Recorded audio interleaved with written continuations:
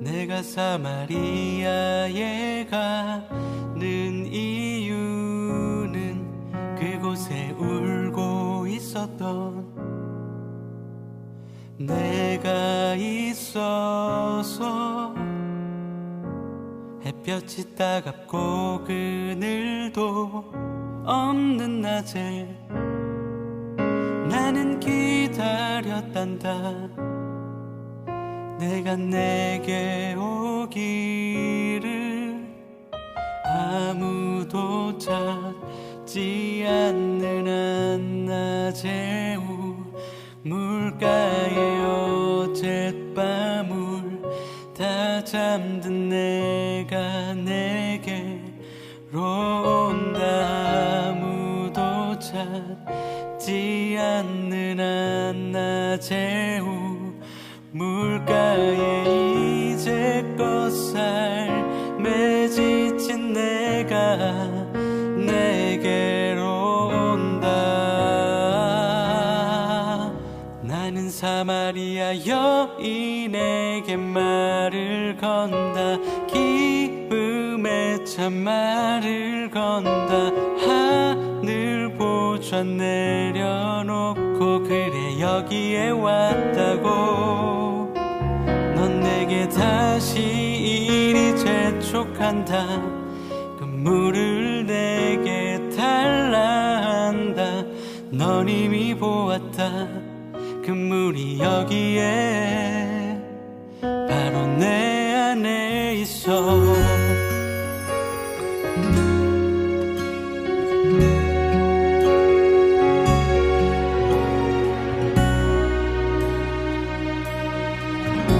같이 고백하겠습니다.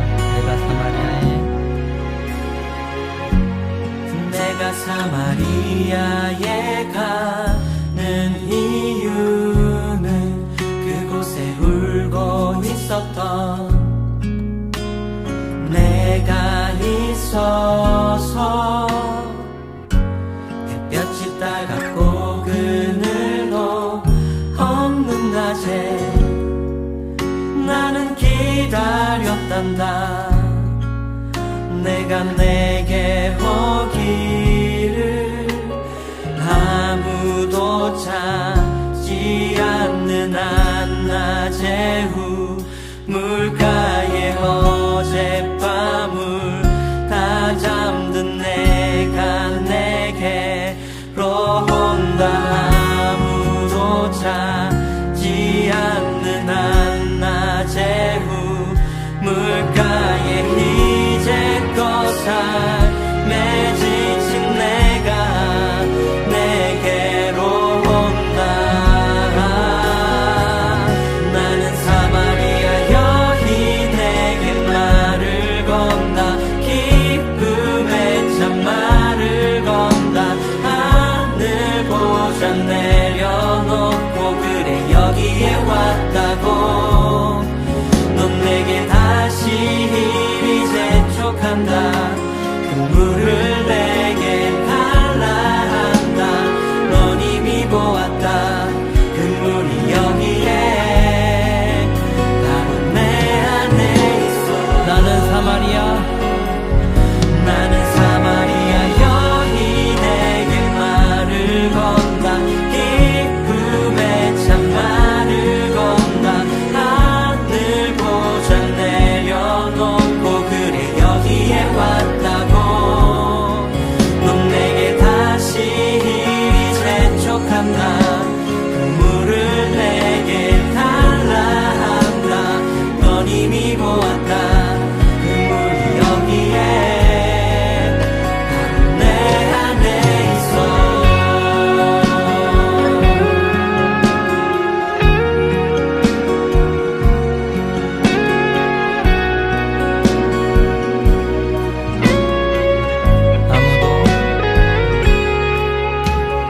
아무도 보지 않았던 내게 아무도 보지 않았던 내게 그 누구도 찾지 않았던 내게 아무도 보지 않았던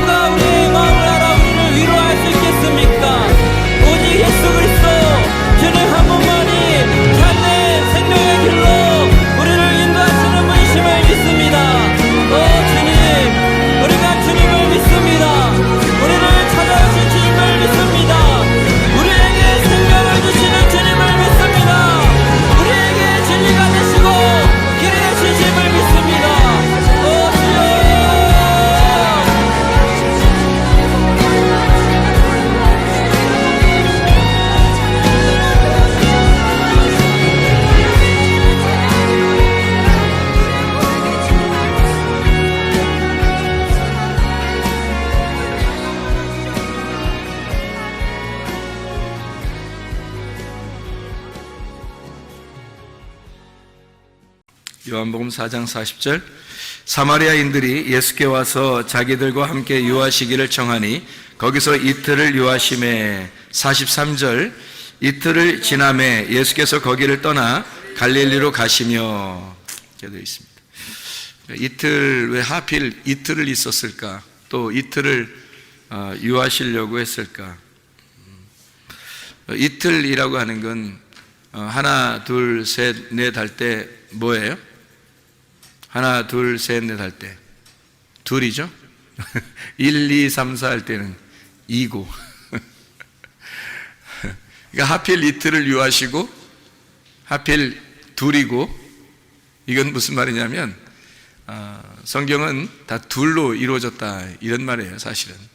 그러니까 성경은 하나가 아니라 다 둘로 이루어졌어요. 그래서 둘을 잘 알면 그 둘을 통해서 하나를 깨닫게 되는 거거든요. 그래서 둘로 이루어진 그 성경을 우리가 좀 같이 좀 보도록 하려고요.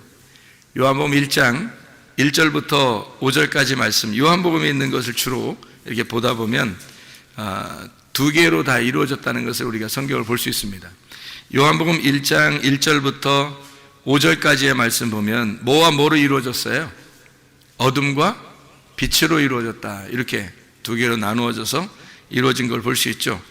1장 43절부터 51절까지 말씀 보면 나다나엘이라는 사람을 우리가 볼 수 있습니다. 이 나다나엘이라는 사람을 이렇게 주님이 부르시고, 그리고 여기에서 예수님과 나다나엘이 이야기하는 그런 장면이죠. 그래서 나다나엘과 예수님이 둘로 이렇게 나타나서, 물론 이제 빌립이 중간에서 소개를 시켜줬지만 나다나엘과 주로 이제 예수님하고 이렇게 서로 대화하는 그런 장면들을 우리가 볼 수 있죠. 요한복음 2장의 6절 말씀에 보면 2장 6절 말씀에 보면 유대인의 정결 예식을 따라 두세 통 드는 돌 항아리 6이 놓였는지라 이렇게 되어 있죠. 그래서 6 항아리가 있는데 두세 통 드는 돌 항아리 6이 놓였다니까 6개구나 이렇게 생각을 할 수 있잖아요. 근데 6 항아리에 뭘 채워요? 6 항아리에 물을 채우라고 그래요. 그죠? 물을 채우라고 그러는데 그 물이 뭐로 돼요? 포도주가 되죠. 그래서 물과 포도주라고 하는 이 둘로 나누어서 설명을 해주고 있는 그런 장면이죠. 요한복음 3장 1절 말씀에 보면 누가 나오죠? 니고데모라고 하는 사람이 유대인으로서 나오고, 그 다음에 요한복음 4장 7절 보면 뭐라고 나오죠? 누구 나오죠? 사마리아 여자이 나오죠. 그러면 누가 하면 요한복음 이제 3장 1절은 니고데모라는 사람이 나오고, 요한복음 4장 7절에는 사마리아 여자가 나오고, 그러면 여기 있는 둘은 서로 떨어져 있는 사람이 아니라 둘을 통해서 하나를 설명하려고 하는 그런 내용이라고 제가 설명을 한번 해드린 적이 있죠. 그러니까 니고데모라고 하는 사람과 사마리아 여자, 이름 없는 그 사마리아 여자, 이 두 사람은 관계가 떨어져 있는 사람이 아니라 사실 니고데모가 사마리아 여인이 되어 주님을, 신랑 되신 주님을 만나는 것이다. 이렇게 보면 오히려 성경이 더 이해가 되는 말씀이에요. 그러니까 니고데모가 따로 만나고 사마리아 여자가 따로 만난 것처럼 보이지만 사실은 니고데모는 굉장히 유명한 사람이고 이름 있고 유명한 사람이고, 사마리아 여자는 이름도 없는 그런 사람이었죠. 근데 이름 있는 그 유명한 사람을 이름 없게 만들어서 주님이 만난다. 그래서 니고데모는 예수님을 찾아온 사람이고 사마리아 여자는 예수님이 찾아간 사람이다. 어떻게 해야지 구원을 받는다고요? 주님이 찾아오셔야 구원을 받아요. 그러니까 우리가 열심히 찾아간다고 구원받는 게 아니고, 뭐 열심히 찾는 건 우리들이 해야 할 일이지만 찾아오셔야, 주님이 찾아오셔야 구원을 받는다. 그게 성경에서 우리에게 가르쳐 주시는 말씀들입니다. 요한복음 3장 5절 6절의 말씀에 보면요, 예수께서 대답하여 진실로 진실로 내게 이르노니 사람이 물과 성령으로 나지 아니하면 하나님 나라에 들어갈 수 없느니라. 여기도 거듭나고 구원받는데 몇 개가 필요하대요? 2개가, 그렇죠? 2개가 필요하다. 물과 성령이라고 하는 두 개가 필요해서 이 두 개를 통해서 너희가 구원을 거듭남을 받을 수 있다. 이런 얘기를 하면서요. 6절의 말씀에 보면 육으로 난 것은 육이고 영으로 난 것은 영이어야 된다. 이렇게 얘기해요. 그러니까 뭐와 갈라진 거예요? 육과 영을 나누어 가지고 여기서는 물과 성령으로 육과 영으로 나누어서 이렇게 두 개로 설명해 주는 그런 내용들을 우리가 볼 수 있습니다. 성경은 다 이렇게 두 개씩 나누어져 있어요. 그렇게 두 개로 나누어져서 모든 것을 설명해요. 처음부터 그랬죠. 처음부터 창세기에 있는 창세기 2장에 나와 있는 그 나무가 있는데 그게 단수인데요. 그 나무 하나가 선악나무하고 생명나무 두 개를 설명하려고 하나의 나무를 갖다 등장시킨 거예요. 그래서 이 두 가지가 있더라 이렇게 설명을 한 거죠. 그러니까 성경 하나가 선악과와 생명과라는 이 두 개로 성경이 이루어졌다라는 것을 우리에게 설명해 주는 겁니다. 마치 이제 죽음과 부활을 이렇게 말해주는 것처럼 이 땅에서는 율법을 통해서 죽어야 되는 것을 설명하고 저 하늘에서는 영적으로 살아야 된다는 것을 의미하는 이렇게 두 개로 나누어서 설명하는 그런 내용을 우리가 볼 수 있습니다. 그런가 하면 이제 요한복음 6장을 또 이렇게 보면요. 요한복음 6장 49절 말씀 보면 이렇게 되어 있습니다. 요한복음 6장 49절에 이게 요한복음 6장은 생명의 떡에 대한 이야기인데요. 만나와 생명의 떡에 대한 얘기인데 요한복음 6장 49절에 보면 너희 조상들이 광야에서 만나를 먹었는데 죽었다 이렇게 되어 있죠. 광야에서 만나를 먹었는데 죽었다. 50절에 보니까 이는 하늘에서 내려오는 떡이니 사람으로 하여금 먹고 죽지 않게 하려 하는 것이니라. 이제 누구를 설명하는 거냐면 예수님을 이야기하는데 너희들 조상들은 만나를 먹고도 죽었는데 나는 하늘에서 내려온 떡이고 그것을 먹는 사람은 죽지 않게 될 것이다 라는 것을 설명하려고 해놓은 얘기죠. 그죠? 51절에 보니까 나는 하늘에서 내려온 살아있는 떡이니 사람이 이 떡을 먹으면 영생하리라. 내가 줄 떡은 곧 세상의 생명을 위한 내 살이니라 하시니라. 이렇게 이야기를 했습니다. 그러니까 여기서는 뭐와 뭐를 비교한 거예요? 모세의 광야의 떡과 그리고 예수님의 생명의 떡, 요거를 설명해 두 개를 구분해서 나누어서 설명해 주고 있는 얘기죠. 여기에 떡이 있고 살아있는 여기 만나를 먹는 그 떡이 있고요. 그리고 살아있는 떡이 있습니다. 만나는 모세가 광야에서 준 것이고 그리고 예수님은 이제 살아있는 생명의 떡이라 그래요. 예수님이 뭐라고 그래요? 마귀한테 시험 받을 때 사람이 뭐로 살 수 없고 뭐로 산다고요? 떡으로만 살 것이 아니고 하나님의 입에서 나오는 말씀으로 사는 것이다 이렇게 이야기를 했습니다. 그러니까 사람이 떡으로 사는 것이 아니라 말씀으로 산다. 그러면 떡은 전혀 우리가 먹지 말아야 되는 건가요? 빵도 전혀 먹지 말아야 되고 밥도 전혀 먹지 말고 말씀으로만 살아야 되나요? 아니죠. 그러니까 이걸 먹으면서 그건 이 땅에서 꼭 필요한 건데 하늘의 양식이 꼭 필요하다 해서 땅의 양식과 하늘의 양식을 비교해서 이야기하는 거죠. 예수님은 하늘의 양식에 대한 이야기를 한 거고 땅에서 마귀는 이제 돌을 만들어서 떡덩이를 만들어 먹으라 해서 땅의 이야기를 한 거고 예수님은 하늘의 얘기를 한 거고 사람이 떡으로 먹는 게 사는 게 아니라 양식 생명의 떡으로 이 위에 있는 생명으로 말씀으로 사는 것이다. 이제 그런 이야기를 해준 것입니다. 근데 우리 여러분과 저는 그러면 뭐 떡으로 살자고 얘기를 해야 되겠어요? 모여서 생명의 떡 대신 예수님을 먹자고 말씀 먹으면 살아야 되겠다 이런 얘기를 해야 되겠어요? 우리 모여서 교회 모인 사람들은 다 생명의 떡 대신 예수님 먹자고 모인 것입니다. 이 세상의 떡 먹자고 모인 것이 아니라는 거죠. 근본적으로 그걸 알고 모여야 된다는 거예요. 근본적으로 그게 교회라는 겁니다. 그래서 모세의 광야의 떡과 예수님의 생명의 떡. 그래서 떡이라고 하는 것이 뭐하고 딱 연결해 놨어요? 살이라고 하는 것과 연결해 놨어요. 이 살이라고 하는 것과 연결해서 이것은 나의 살을 너희가 먹으면 이렇게 되죠. 나의 살을 먹으면 너희가 영생하게 될 거다. 그렇게 이야기를 해요. 그러면 여기서 예수님이 말하는 나의 살을 먹으면 너희가 영생할 것이다. 그러면 그 말은 어떤 의미예요? 그럼 예수님을 먹으면 예수님을 먹으면 영생한다. 그 말은 어떤 의미예요? 그 살이 떡이거든요. 피가 포도주고, 그죠? 주의 만찬에서도. 그래서 떡과 포도주라 그래요. 살과 피 이렇게 두 개씩 이렇게 나눠서 얘기한단 말이에요. 그 출애굽기에 보면 창세기죠. 창세기에 보면 요셉이 감옥에 들어갔을 때 관원장들이 이제 감옥에 들어왔죠. 관원장들이 감옥에 들어와 가지고 한 사람은 어떤 꿈을 꿔요?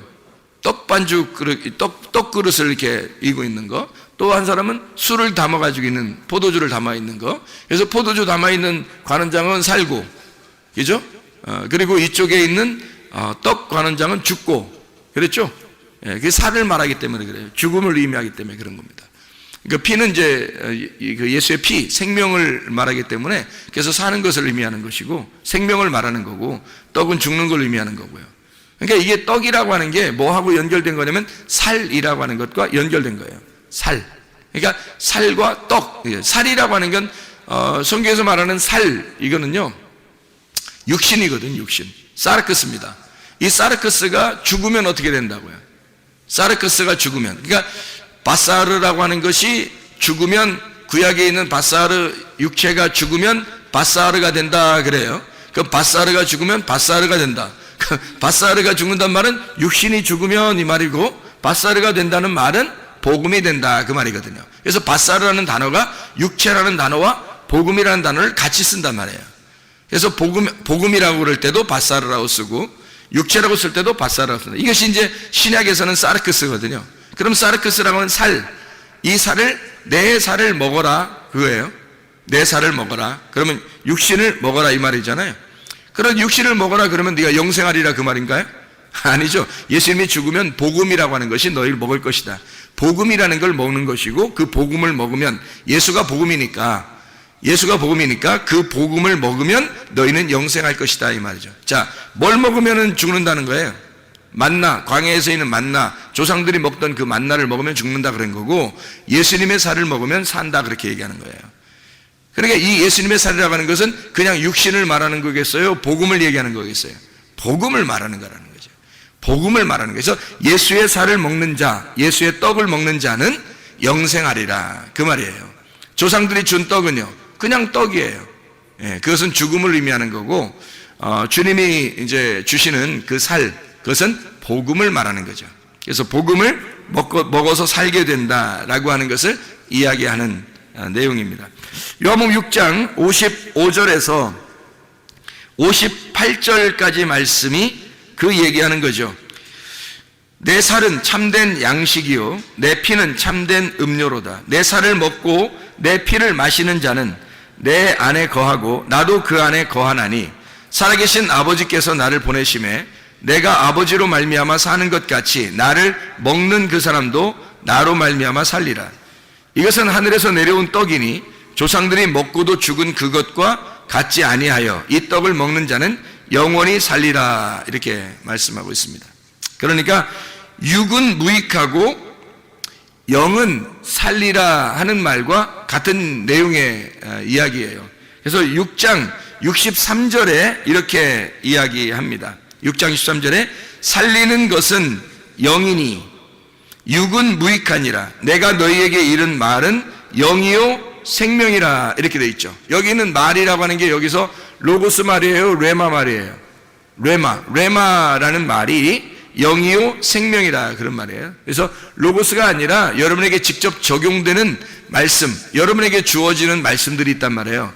그 주어지는 말씀이 오면 그게 영이고 그게 생명이라는 거예요. 그게 복음이 된다는 걸 얘기하는 거예요. 우리 모두에게는. 그러니까 조상들이 먹은 그런 떡, 그런 살 이런 게 아니고요.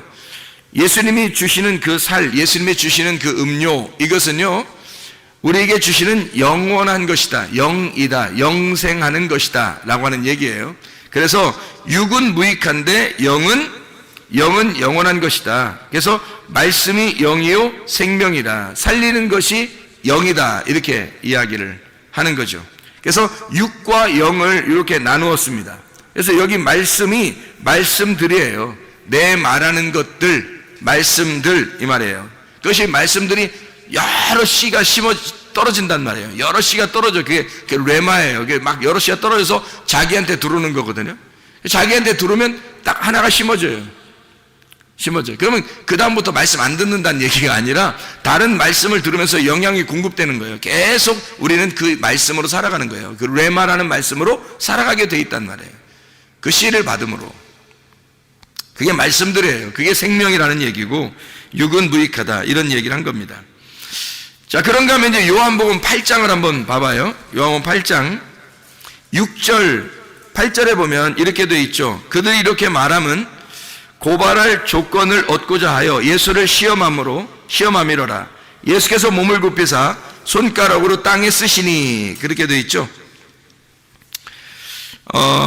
그리고 8절의 말씀에 보면 다시 몸을 굽혀 손가락으로 땅에 쓰시니, 왜 이렇게 예수님은 두 번씩이나 이렇게 쓸까요? 두 개니까. 두 개로 설명해 줘야 되니까. 하나로 설명하는 게 아니니까. 그래서 두 번을 갖다 땅을 쓰시는 거예요. 그러면 두 번의 땅을 글을 쓴다고 하는 것은 어떤 의미를 얘기하는 거예요? 땅에 글을 썼다. 땅에 글을 썼다. 그리고 두 번째도 땅에 글을 썼다. 똑같이 땅에 글을 쓴 거죠. 근데 두 번째 쓴 건 다시 글을 쓴 거예요. 앞에서 쓴 거하고 뒤에 쓴 게 뭐가 달라서. 뭐가 달라서요. 자, 이게 이런 얘기가 있죠. 하나님이 모세에게 십계명을 주실 때, 처음 십계명을 주실 때는 어때요? 처음 십계명을 주실 때 이렇게 돌판에다가 새겨서 주시죠. 근데 그 돌판을 산에 올라갈 때 모세가 들고 올라갔어요? 아니면 하나님이 그냥 직접 그냥 거기 돌판을 만들어 가지고 써서 주셨어요? 처음에는 돌판을 하나님이 만들어서 써서 주셨어요. 그러니까 글자 판도 하나님 거고 글자도 하나님 거가 하나님이 쓰셔서 주셨어요. 모세가 한 게 하나도 없어요. 그 내려오다가 이제 금송아지 섬기는 그 백성들을 놓고 이 돌판을 갖다 던지잖아요. 던지는데 이렇게 뭐 어떤 영화처럼 딱 던질 때 다시 손에 싹 들어올 수 있잖아요. 하나님이 그렇게 못하나요? 그 정도 하나님이 이렇게 십계명을 돌판을 만들어서 이렇게 글씨를 쓰시는 하나님이 그렇게 다 써서 다 이제 띄어가지고 이제 딱 두 개를 이렇게 딱 들고 이제 멋있게 내려오는데 사람들이 죄를 져서 이거 안 되겠다. 그래서 이걸 갖다가 막 던져버렸단 말이에요. 던지면 세게 확 던졌는데 다시 던지면서 쫙 나가다가 다시 자기한테 탁 돌아오게 할 수 있어요, 없어요? 하나님이 있죠. 충분히 할 수 있습니다. 그 정도 능력. 아니 처음부터 글씨를 쓰신 분이 하나님인데 그거 내 거를 어디다 던져 그러면서 내 거를 어디다 던져 그러면서 다시 확 가슴으로 들어오게 할 수 있죠. 근데 그렇게 안 하시죠. 그렇게 할 수 있는 능력이 있으신 분인데 그렇게 안 하신다고. 그냥 다 깨지도록 만들어버려요. 그렇죠? 그래 놓고서 다 깨뜨리니까 이제 하나님도 어떻게 다시 써줘야 되겠죠. 그래서 모세한테 뭐라 그래요? 이제 네가 돌판 깎아서 가져오라 그래. 하나님이 돌판 깎는데 상당히 좀 시간이 걸리고 그래서 그런가요? 글씨 쓰는 건 괜찮은데 말씀이니까 막 쓰나 내려가는 건 쉬운데 돌판 깎는 건 좀 힘들어서 이제 깎아 올 때는 이제 네가 깨뜨렸으니까 올 때는 네가 이거 돌판 깎아서 가져와라. 그래 힘들어서 그랬을까요? 아니면 뭔가 이유가 있을까요? 뭔가 이유가 있겠죠. 그죠? 그래서 돌을 이렇게 깎고 가지고 모세가 가져갔어요. 가져가니까 하나님이 거기다가 글씨를 갖다가 이제 하나님이 쓰시는 거예요. 거기다가. 왜 그렇게 하실까요? 그래서 법궤 안에 집어넣은 십계명은 요겁니다. 모세가 깎아 가지고 가서 하나님이 글자를 써준 그 돌판을 집어넣으라는 거예요. 법궤에다가. 그거 들고 다닌 거예요. 왜 하나님은 그런 식으로 했을까? 이 일을? 하나님이 직접 다 하면 좋은데 왜냐하면 두 가지이기 때문에 그렇습니다. 성경은 두 가지로 나오기 때문에 그래요. 그러니까 첫 번째 것은 깨져야 할 돌판이에요. 두 번째 것은 깨지면 안 된다는 거죠. 첫 번째는 왜 깨져야 되는 거예요? 그럼 하나님이 이 땅에 오셔서 말씀이 이 땅에 오셔서 죽으셔야 되니까 너희들이 죄를 짓는 것에 대해서 주님이 오셔서 죽으시는 걸 말하는 거예요. 그리고 두 번째 다시 만든 그 돌판, 거기다 글씨만 써줘요. 그럼 이건 누가 만들었다고요? 자기가 만들었다고요. 자기가 만든 그 마음에, 자기가 만든 거에 하나님께서 심어주는 거죠. 말씀을. 신비의 말씀을 심는 거예요. 옛날에는 모세가 돌판을 깎아가지고 갔지만, 그래서 하나님이 그 돌판에다 글씨를 썼지만, 지금은 어디다 심어요? 하나님 말씀을 여러분 마음판에다 심는다고요. 여러분 마음판은 누구 거야? 여러분 거예요. 여러분의 마음판에다가 하나님의 말씀을 심는 거라고요. 이 새기는 거라고. 그게 법궤 안에 들어가 영원히 존재하는 거라고요. 그 말씀이 여러분에게 말씀이 오는 겁니다. 각자에게 하나님이 주시는 그 말씀이 여러분은, 이거는 계속 보존하라고 주님 말씀하셔요. 첫 번째 거는 깨뜨리고 두 번째는 그냥 두시죠. 자, 그래서 예수님도 글을 쓰실 때 땅에다가 뭐 사람들이 막 연구 엄청 합니다. 이거 무슨 글자 썼나? 뭔 무슨 글자 써요? 딱 보면 몰라요. 거기 써 있잖아요. 죄 없는 놈이 쳐봐라. 딱 보면 몰라요? 거기 써놨잖아요. 죄 없는. 아니, 그 글자 써놓고 얘기 한번 하면 똑같은 거 아니에요, 그거? 죄 없는 놈이 한번 쳐봐. 이거, 자, 보세요. 그러면 지금 이 글자를 처음에 쓸 때는 뭘 쓴 거예요? 두 번 썼으니까 첫 번째 쓸 때는 뭘 썼겠어요? 너 죄인이라는 걸 썼겠죠.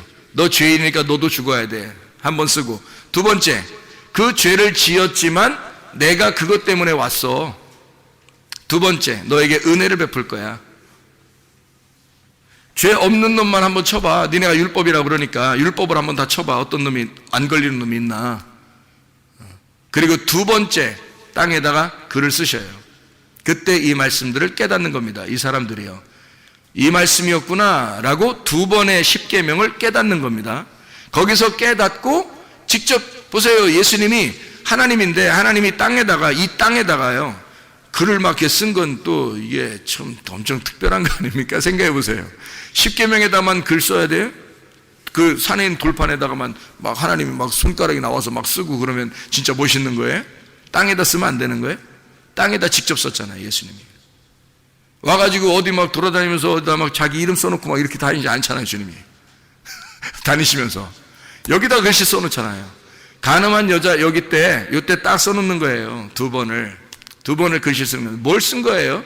두 번의 십계명과 두 번의 말씀이 똑같다는 거죠. 그게. 하나는 너희를 죽이는 율법이고 하나는 너희를 살리는 율법이야. 두 가지가. 그래서 가늠한 여자를 나는 살릴 거야. 너희들이 죄 없다면 쳐봐. 죄 없는 자는 나밖에 없어. 이 여자를 죽일 수 있는 여자는 나밖에 없는 거야.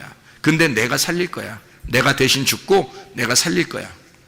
그게 이 장면이거든요. 놀라운 장면입니다. 두 번의 글씨를 땅에 썼죠. 하나는 육체를 위한 율법이고요, 하나는 영을 위한 은혜의 말씀이란 말입니다. 이해가 되겠어요? 이렇게 두 개로 나누어져 있다고요. 성경이 그렇게 나누어져 있어서 주님이 그걸 설명하는 거예요. 그래서 예수님이 이 앞에 있는 것은, 앞에 쓰는 것은 살을 의미하는 거고, 뒤에 있는 것은 그 살이 복음을 의미하는 거고요. 앞에 있는 글은 내가 죽으러, 십자가를 지러 내가 죽으러 간다는 말이고, 두 번째 있는 이 말은 내가 그 죽고 부활하여 내가 너희들을 살리러 간다, 이렇게 이야기하는 두 개의 말씀을 설명하려고 두 번을 땅에다 쓰는 것이다. 자, 요한복음 8장 23절의 말씀을 봅니다. 예수께서 이르시되 너희는 아래에서 났고 나는 위에서 났으며 너희는 이 세상에 속하였고 나는 이 세상에 속하지 아니했다. 이 세상에 속한 것과 이 세상에 속하지 않은 것, 이렇게 나와 있는 말씀입니다. 요한복음 8장 35절의 말씀, 8장 35절, 종은 영원히 집에 거하지 못하되 아들은 영원히 거하나니, 이렇게 되어 있습니다. 종, 이건 모세를 통한 율법을 이야기하는 거예요. 종은 모세를 통한 율법을 의미하는 거고, 여기에 아들이 나오는데 이 아들은 복음의 예수를 말하는 것입니다. 그러니까 모세와 예수는 둘이 짝을 이룬 거죠. 그래서 율법과 은혜가 짝을 이루어서 성경을 설명하려고 한 거예요. 그래서 모세가 많이 등장하죠. 그래서 모세 오경이라고도 하고, 이렇게 많이 모세 그 율법서를 통해서 구약 성경이 쓰여진 거거든요. 그게 기본으로. 그러니까 예수님은 또 복음서에 있잖아요. 복음서에 마태, 마가, 누가, 요한이라는 복음서를 통해서 신약 성경이 쓰여진 거고요. 구약은 모세 오경을 통해서 구약 성경이 쓰여진 거고, 신약은 예수님을 통해서 신약이 쓰여진 거고, 그래서 모세와 예수님은 짝을 이룬 거예요. 하나는 율법이라고 하는 종의 형태를, 하나는 아들을 통해서 복음의 형태를 설명하는 것이다. 이렇게 나누어서 설명하는 내용입니다. 요한복음 8장 44절의 말씀 보면 너희는 너희 아비 마귀에게서 났으니 너희 아비의 욕심대로 너희도 행하고자 하느니라.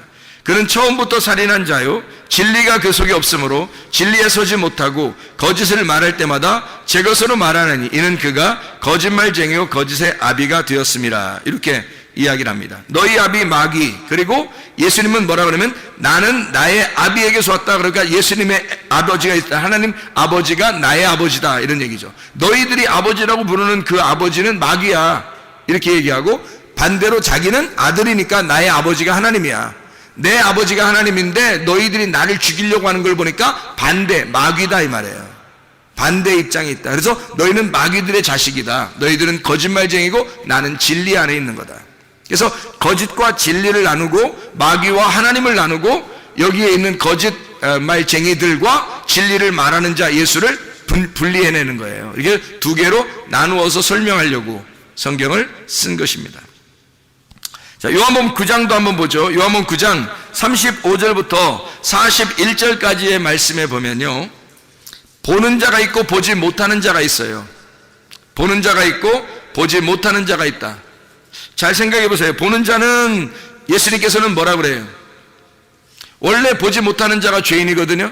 그래야 이제 보게 하는 것이 주님의 뜻인데, 예수님이 볼 때는 보는 자를 여기서 뭐라 그러냐면 죄인이다 이렇게 말해요. 너희가 본다고 그러니까 죄가 그대로 있다 이렇게 말하고, 너 보지 못하면 죄가 없을 텐데 그래요. 그러니까 소경이 죄가 없다는 거예요. 죄인은 보는 자를 죄인이라고 그러고 진짜 맹인이라 그렇게 말해요.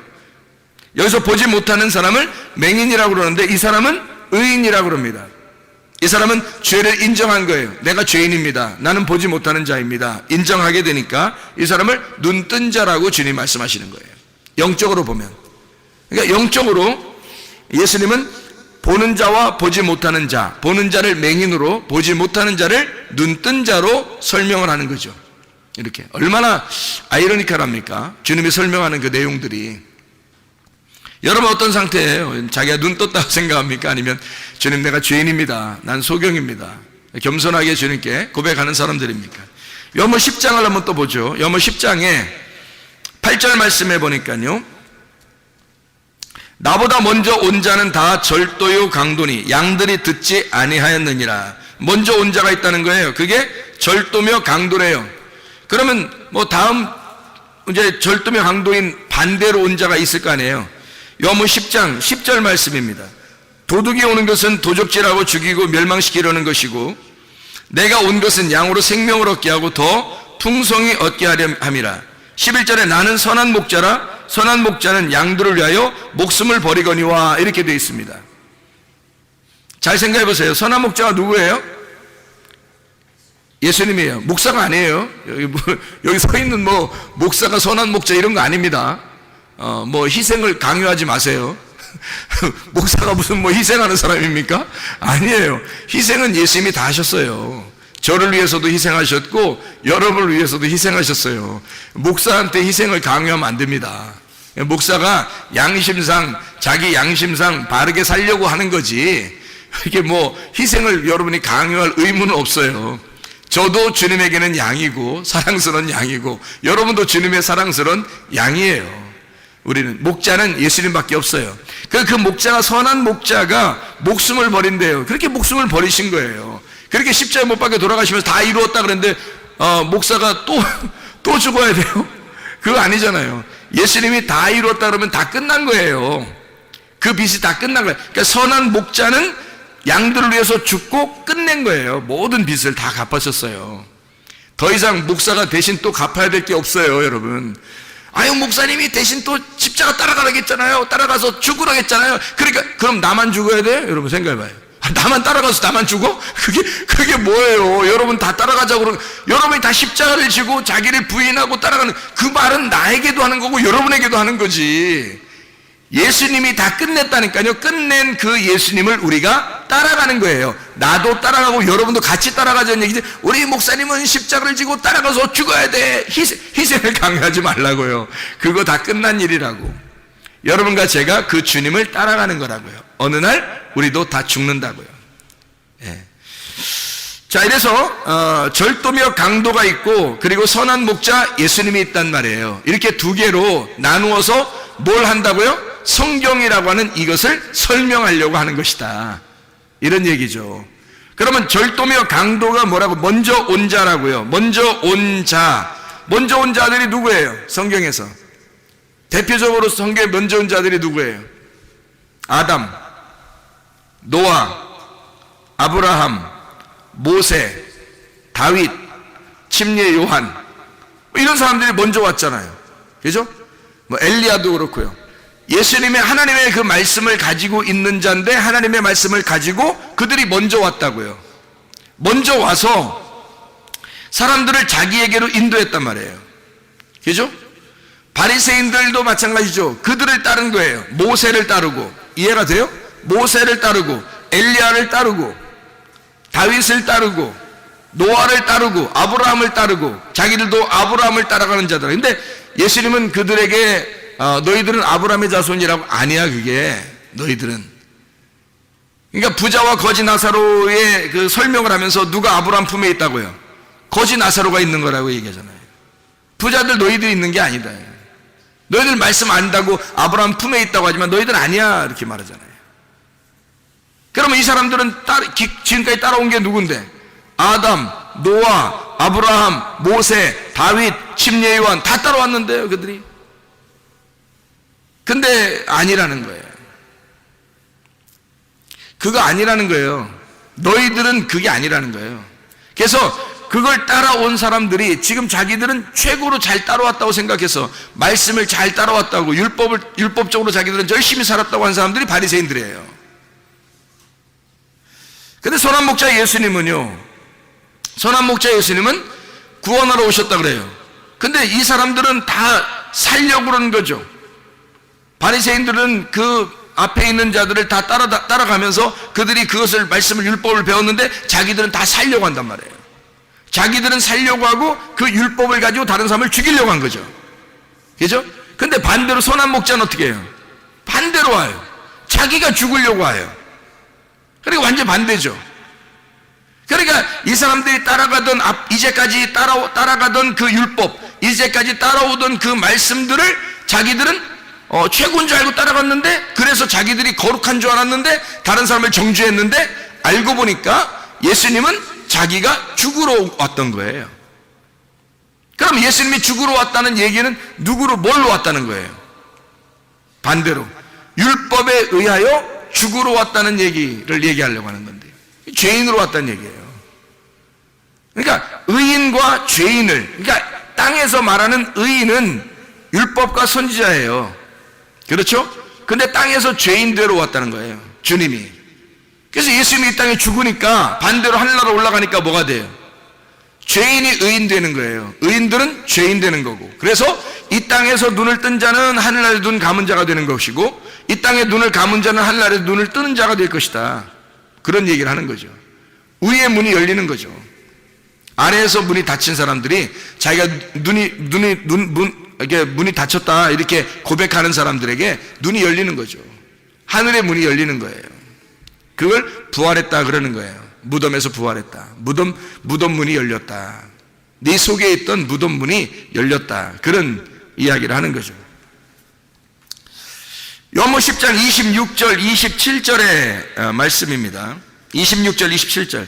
너희가 내 양이 아니므로 믿지 아니하는도다. 내 양은 내 음성을 들으며 나는 그들을 알며 그들은 나를 따르느니라. 여기서 그들의 양이 있어요. 너희들, 그들의 양과 내 양, 내 음성을 듣고 따르는 자, 내 양이 따르다. 그러니까 양이 다르다는 거예요. 그죠? 너희들의 양이 있고 예수님의 양이 있다는 거예요. 그러면 우리가 무슨 말씀을 따라 살고 있느냐, 무슨 말씀을 받기를 좋아하느냐, 어떤 말씀을 듣고 있느냐, 어떤 말씀이 내게 와 있느냐에 따라서 주님의 양이 될 수도 있고 주님을 대적하는 양이 될 수도 있다는 얘기예요. 상대방의 양. 그죠? 너희들의 양. 그러니까 율법과 선지자들의 양이 있고 은혜의 진리의 양이 있단 말이에요. 그러니까 선한 목자 대신 예수님의 양이 있고 율법과 선지자들의 양이 있단 말이에요. 그러니까 너희들은 그들 양이다. 그래서 26절, 27절의 말씀에 너희가 내 양이 아니다 이렇게 얘기하잖아요. 그러니까 예수님 말씀 듣는 것이 아니라는 거예요. 예수님은 죽으러 왔는데 그 죽으러 오신 그 양을 위해서 죽으러 오신 예수님을 따르지 않는다는 겁니다. 그 말을 듣지 않는다. 그러니까 예수님의 양이 따로 있다는 거예요. 너희가 믿지 않는 거예요. 믿지 않으니까 예수님의 양이 아닌 거고, 믿으면 양은 주님의 음성을, 주님의 양은 주님의 음성을 듣게 된다. 그걸 좋아하게 된다는 거예요. 그러면 그건 주님의 양이라는 겁니다. 그래서 주님을 믿고 따르는 겁니다. 어떤 말씀이 우리에게 와 있느냐 하는 얘기고요. 그 진리의 말씀을 우리는 따르셔야 돼요. 예수 그리스도를 따라가셔야 됩니다. 예, 다른 양이 돼서는 안 되는 거예요. 다른 걸 이렇게 다른 말씀들, 이상하다 다른 말씀들, 내가 좋아하는 뭐 이런 거 아니에요. 그렇게 하면 안 되고요. 주님의 말씀이 있어야 돼요. 진리의 말씀. 성경은 이렇게 두 개로 나누어져 있기 때문에 자칫 잘못하면 앞에 걸 선택할 수 있어요. 뒤에 걸 선택해야 되는데 앞에 걸 선택하면 오랫동안 선택할수록 우리는 손해를 봐요. 왜냐하면 그것이 오히려 나를 절도며 강도가 되기 때문에 그래요. 나한테. 그럼 우리는 모든 걸 다 잃어버립니다. 물론 잃어버려야죠. 그래서 모든 걸 잃어버릴 때 그 순간이 오면 나를 다 잃어버리고 절망 가운데 있을 때 새로운 목자가 나타나시는 거죠. 레마로. 근데 그게 너무 늦지 않기를 바랍니다. 그게 너무 늦지 않기를. 주의 말씀을 들을 때 우리는 주님의 음성을 듣고 주의 말씀을 따라 사는 사람들이 되셔야 합니다. 요한복음 11장 43절 44절의 말씀에 보면요, 이 말씀을 하시고 큰 소리로 나사로야 부르시니 나오라, 나사로야 나오라 부르시니 죽은 자가 수족을 배로 동인 채로 나오는데 그 얼굴은 수건에 쌓였더라. 예수께서 이르시되 풀어놓아 다니게 하라 하시니라. 이렇게 되어 있죠. 나사로는 성경에서 어떤 사람이에요? 죽은 자죠. 예수님은 어떤 자예요? 자, 나사로는 죽은 자고 그 무덤에 있는 거고요. 예수님은 누구예요? 여기서 그러면 죽은 자를 살리는 분이잖아요. 그죠? 죽은 자를 살리는 분이니까 죽은 자와 죽은 자를 살리는 분이 있어요. 그러면 여기서 나사로는 죽은 자인데 이 죽은 자를 뭐라고 표현해요? 묶여있는 자라는 얘기예요. 묶여있는 거를 죽은 자라 그렇게 표현하는 거예요. 그럼 묶여있는 자를 다른 말로 따지면요, 깨닫지 못하고 있다는 얘기입니다. 깨닫지 못하고 있다. 이렇게 깨닫지 못하고 묶여있는 자 나사로를 예수님을 만나면 예수님이 와서 어떻게 이거를 풀어주죠. 자유롭게 풀어줍니다. 묶인 것을 풀어주는 거예요. 그러면 풀어준다는 말을 다른 말로 말하면요, 깨닫지 못하고 있는 걸 깨닫게 해주고 있다는 얘기입니다. 그럼 풀리는 거죠. 무덤에 갇혀 있는데 무나메이온이라고 하는 이 기억 상실, 생각이 없는, 그것에 막혀 있는 그 기억이 기억이 딱 매여 있는, 묶여 있는, 풀어지지 않는 풀어지지 않는 그 생각을 주님이 이 무덤을 열어서 이 기억을 되살리는 겁니다. 생각을 갖다가 생각나게 만들어 주시는 거예요. 이게 부활이라고요. 주님은 풀어주는 자고 나사로는 죽은 자라는 거죠. 주님은 살려주는 자고 나사로는 죽은 자고. 이해가 되겠어요? 이게 두 개로, 하나는 죽는 자요, 하나는 살려주는 자로 두 개로 설명하고 있잖아요. 자, 또 한번 봅니다. 요한복음 16장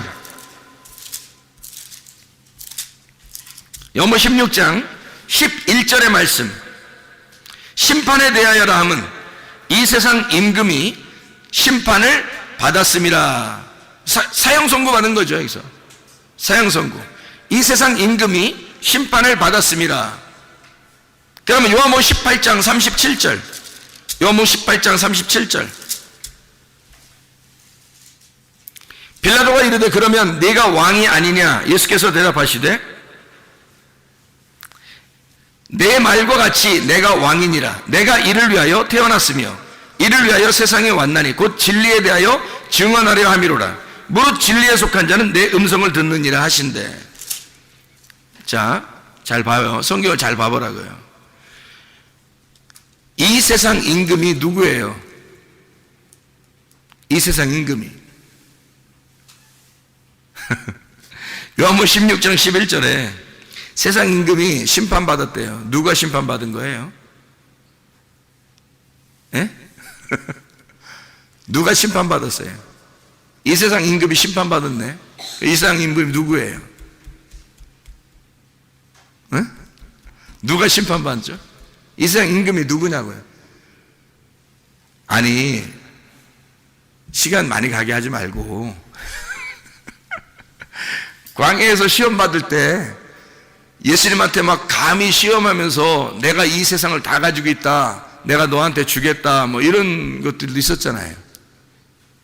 그러면 이 세상 임금이 심판받았다, 그 말은 누가 심판받았다는 얘기예요? 여기서 예수님이 그 시험을 이기셨나요? 아니, 이기시지 못했나요? 시험을 이기셨죠. 그러면 왕이, 임금이 이렇게 항복하고 지면 그러면 더 이상 임금인가요? 아니죠. 그래서 이 세상 임금을 정복시키신 예수님이 임금인 거예요. 이해가 돼요? 그래서 예수님이 자기를 설명하는 거예요. 내가 인간으로 와서 이제 곧 나는 죽을 거야. 이미 사형 선고를 받아놓고 살고 있어.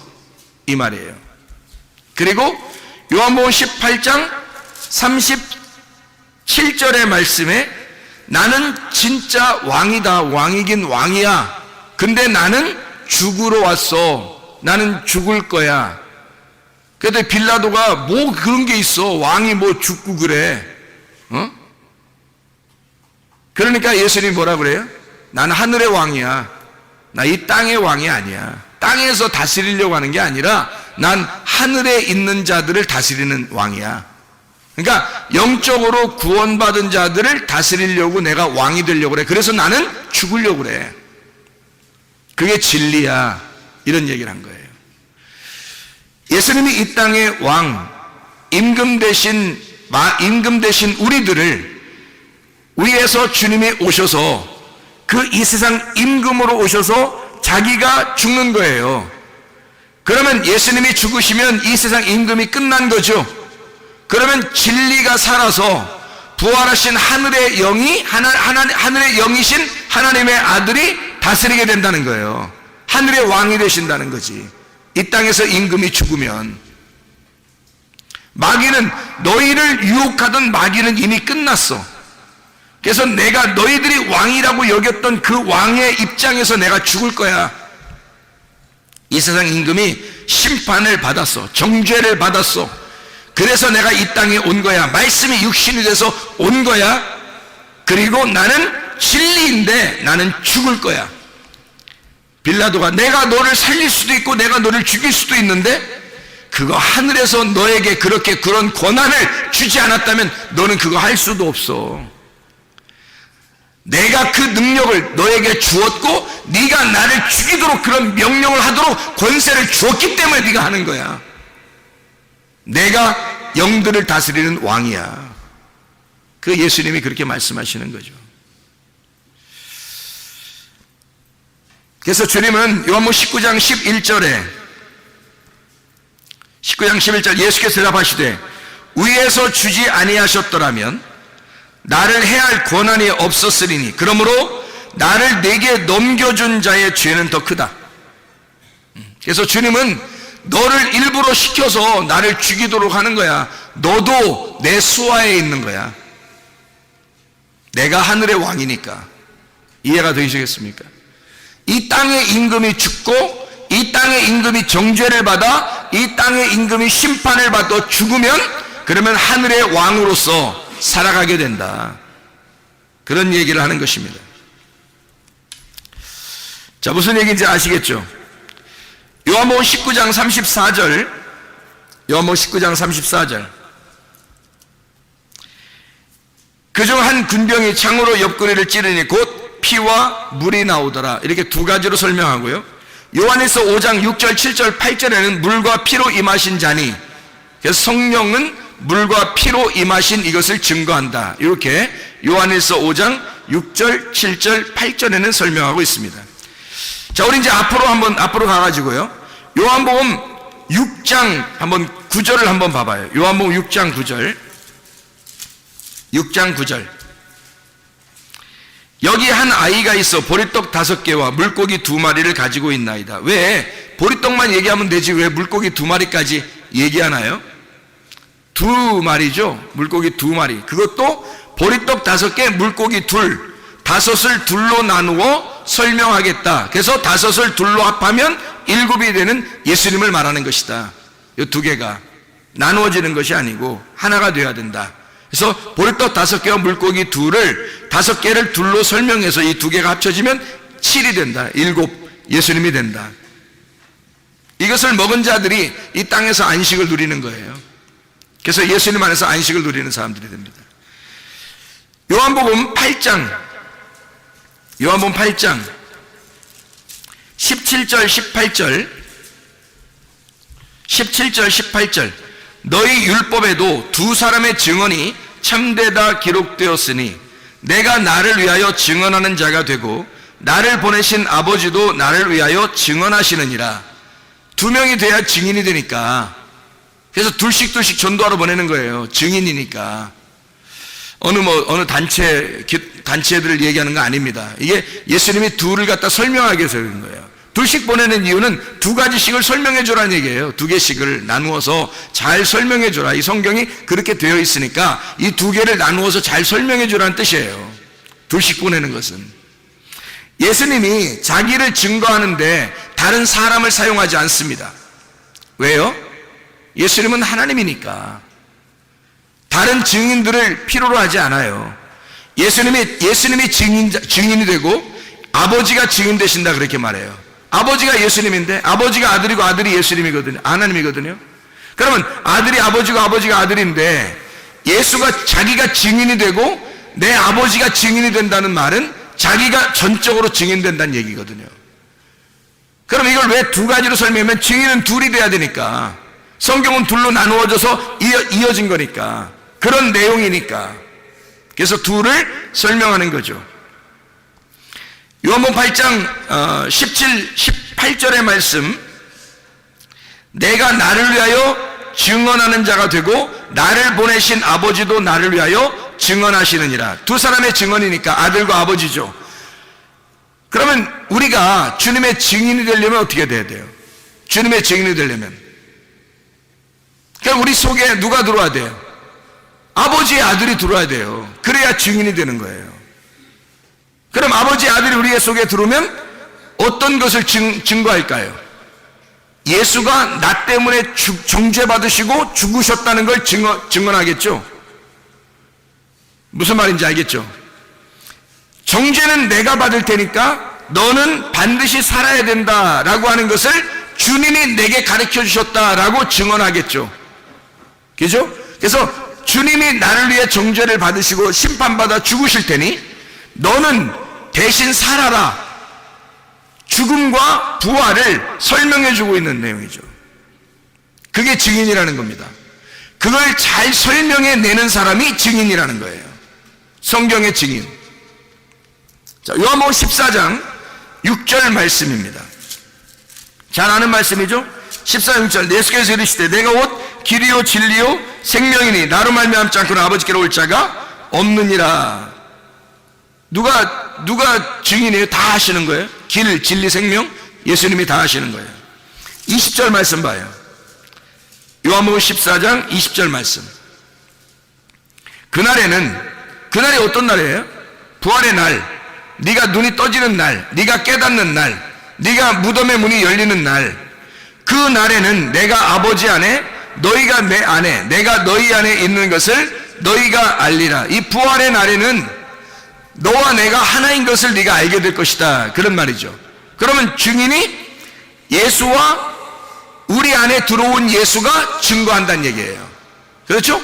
예수이신, 부활하신 그 예수님과 나를 살리신 그 예수님이, 이 예수와 그 예수가 같이 길과 진리와 생명을 설명하게 될 것이다, 그런 얘기예요. 요한복음 14장 15절, 16절, 17절의 말씀입니다. 너희가 나를 사랑하면 나의 계명을 지키리라. 내가 아버지께 구하겠으니 그가 또한 다른 보혜사를 너희에게 주사 영원토록 너희와 함께 있게 하시리니 그는 진리의 영이라. 세상은 능히 그를 받지 못하나니 이는 그를 보지도 못하고 알지도 못함이라. 그러나 너희는 그를 아나니 그는 너희와 함께 거하시며 또 너희 속에 계시겠음이라. 뭔 얘기예요? 하나됨이에요. 예수님의 이름 안에서 나로서 너희를 인정하겠다. 다시 말하면 내 안에서 너를 나라고 인정하겠다, 예수님이 그러는 거죠. 보혜사를 준다는 얘기는 생기를 불어넣어 준다는 얘기입니다. 하나님의 생명을 줘서 너라는 흙덩어리를 생기를 줘서 살리겠다는 얘기야. 그러면 예수님이 말씀이 육신이 돼서 오셨잖아요. 그 예수라고 하는 그 말씀이 육신 되신 그 예수님을 너라는 것으로, 네가 그것으로 인정하겠다는 얘기예요. 그래서 서로 하나가 되겠다는 얘기입니다. 보혜사가 온다는 얘기는, 보혜사가 와서 네가 나이기 때문에 이걸 주겠다 이거예요. 보혜사가 와서 그걸 증명해 주겠다. 네가 나고 내가 너라는 것을 보혜사가 오면 증명이 될 거야. 이 보혜사가 와서 너를 나라고 인정해 줄게, 그 말이에요. 원래 우리는 예수님이 아니에요. 하나님의 아들이 아니라고. 근데 보혜사가 오면, 보혜사 성령님이 오시면 너를 하나님의 아들들이라고 인정해 주겠다는 거예요. 하나님의 아들들이라고. 원래 원본은 아닌데 너를 양자의 영을 주어서 너를 하나님의 아들들이라고 인정해 줄게. 그러면요, 양자도 아들입니다, 여러분. 양자도 아들이에요. 아들의 권리가 없는 게 아니에요. 법적인 아들이에요, 우리가. 법적인 아들이기 때문에 우리도 우리의 권리를 충분히 하나님 아버지에게 주장할 수 있단 말이에요. 우리도 아들이니까. 원래 예수님은 아니지만 우리가 양자가 됐잖아요. 우리도 하나님의 아들들이 됐잖아요. 그러면 나도 아들이에요, 아버지. 저도 아버지의 아들이에요. 충분히 우리도 하나님의 아들이신 예수님의 이름 안에서 아버지에게 아들로서의 권리를 충분히 주장할 수가 있다는 얘기죠. 그 얘기입니다. 너희가 내 안에 거는, 이 보혜사 성령이 오시면 그걸 다 알려주겠다는 거예요. 그렇게 만들어주겠다는 얘기입니다. 놀라운 얘기죠. 요한복음 18장 6절 말씀, 18장 6절. 예수께서 그들에게 내가 그니라 하실 때에 그들이 물러가서 땅에 엎드러 지니라. 내가 그니라, 이 말이 뭐냐면 내가 나다, 이런 말이거든요. 에고 에이미라는 단어예요. 출애굽기 3장 14절에 나는 스스로 있는 자다 라는 말이 에고 에이미라는 말이거든요. I am who I am, 나는 나다, 이런 말이에요. 나는 존재다, 내가 살아있다, 내가 생명이다, 이런 말이에요. 예수님이 나는 생명이다, 나는 스스로 있는 자다, 내가 하나님이야, 내가 그 여호와야, 너희들이 따랐던 그 여호와야 라고 하니까 사람들이요 물러가서 땅에 엎드러져요. 왜냐하면 스스로 있는 자 앞에 굴복하는 겁니다. 주님이 내가 나야 라고 하니까 다 엎드러지는 거예요. 요한복음 18장 6절의 말씀이죠. 그렇죠? 요한복음 18장 9절 말씀 하나만 보고 마치도록 하겠습니다. 요한복음 18장 9절 말씀 보니까 이렇게 뭐라고 되어 있어요? 이는 아버지께서 내게 주신 자 중에서 하나도 잃지 아니하였사옵나이다 하신 말씀을 응하게 하려 함이라. 이게 무슨 말이에요, 여기? 사람들이 누굴 찾는, 이제 예수님이 누굴 찾느냐 그래요. 만약에 예수님이 여기서 내가 그니라 했는데 다 엎드러졌어요. 어떻게 잡아요, 예수님을? 그러니까 예수님이 뭐라고 그러냐면 누구 찾냐 이렇게 물어봐요. 그래도 이 사람들이 뭐라면 나사렛 예수라 그렇게 말하잖아요. 그러니까 예수님 말하기를 내가 그니라 나야 이렇게 말하잖아요. 나를 찾거든 이 사람들이 가는 것을 용납하라 이래요. 거기서 예수님이요 참 놀라운 의리 하나를 지켰다 그런 거예요. 왜 좀 멋있는 사람이 이러잖아요. 영화에서도 멋있는 사람은 내가 다 당할 테니 이들은 다 가라고 해라. 이들은 다 너희들은 다 집에 돌아가. 내가 다 담당할 테니까. 뭐 이런 거 있잖아요. 뭐 멋있게. 여기서도 꼭 영화 장면 같잖아요. 두목 예수님이 부하들을 집에 좀 보내달라. 내가 두목만 잡으면 되지 않냐. 나만 잡으면 되잖아. 다 보내라. 응? 쟤들은 살려줘. 내가 잡힐 테니까.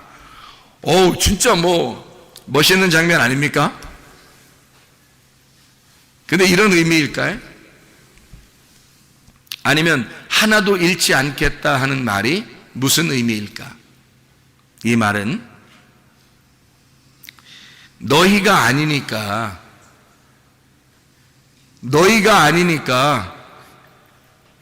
너희 일이 아니니까 너희들의 일이 아니니까 잘 생각해 봐요. 예수님의 일이지 제자들의 일이 아니란 말이에요. 지금 여기서 잡히시는 이 일은요 예수님의 일이지 제자들의 일이 아니라고요. 제자들이 감당할 만한 일이 아니라고요. 이게 예수님이 다 짊어지셔야 할 예수님의 일이었다고요. 예수님의 사역, 그리스도의 사역, 제자들의 사역이 아니라고요. 그래서 이들은 하나도 잃어버리지 않도록 양들을 위하여 자기 목숨을 버리는 것이 그리스도의 역할이었다고요. 내가 죽을 테니 너희들은 살아라. 내가 죽을 테니 너희들은 살아라. 그게 주님의 이 땅에 내려오신 사역이십니다. 그러니 여러분, 예수 그리스도가 이 모든 것을 담당하시기 위하여 이 땅에 오셨어요. 우리는 그 하늘에서 오신 그 예수를 받아들여서 이 땅에서 그 하늘에서 오신 예수를 이 땅에서 전파하는 증인들입니다. 예수 그리스도를 받아들이고 말씀이신 예수님을 받아들여서 이 두 개의 말씀으로 오신 예수님을 우리 속에 깊이 받아들여서 이 말씀을 다른 사람들에게 세상에 전하는 이 예수의 증인들이라고요. 여러분과 제가 우리는 살아있는 자예요. 하나님의 영을 받아 살아있는 자가 되면 하나님 안에 있는 자고 하나님이 우리 안에 거하시는 자가 된다고요. 그러면 하나님이 우리 안에 거하셔서 우리는 하나님의 증인이 된다고요. 이 하나님의 영을 받지 못한 자들은 하나님의 증인이 될 수 없어요. 자기가 그 레마를 경험하지 않고서는, 자기가 하나님의 영을 경험하지 않고서는, 그 하나님의 영이 자기 속에 들어오지 않고서는, 그 예수의 그 영이 내 안에 오지 않고서는 예수의 증인이 될 수가 없습니다. 예수는 예수를 증거하니까, 예수는 홀로 예수를 증거하십니다. 여러분을 사용할 때 여러분을 사용하는 게 아니라 예수가 자기가 우리에게 들어와서 자기가 자기를 증거하는 거예요. 여러분과 저는 하나님의 영이 우리 안에 있어야 됩니다. 하나님의 영이 우리 안에 거하여야 우리도 주님 안에서의 증인이 되는 거예요. 주의 증인으로 살다가 주님 만나시기를 바랍니다. 우리 하나님 아버지 사랑과 은혜를 감사를 드립니다. 하나님의 말씀을 이렇게 두 가지로 나누어서 써있는 말씀들을 우리 같이 나누었습니다.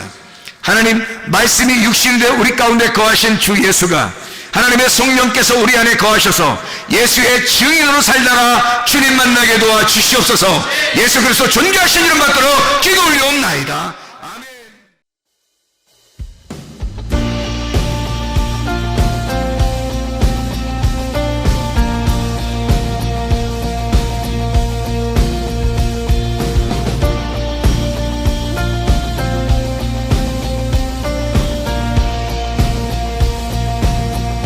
주 안에 주신 모든 세